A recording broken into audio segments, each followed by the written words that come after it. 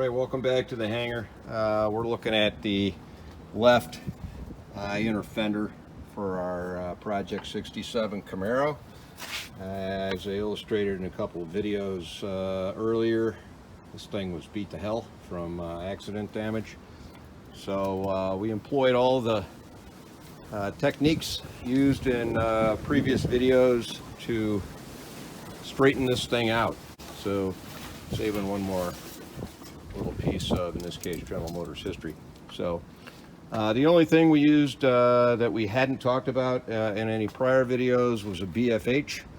And if you don't know what a BFH is, I will tell you that the first word is big, the second word we'll just say is effing, and the last word is hammer.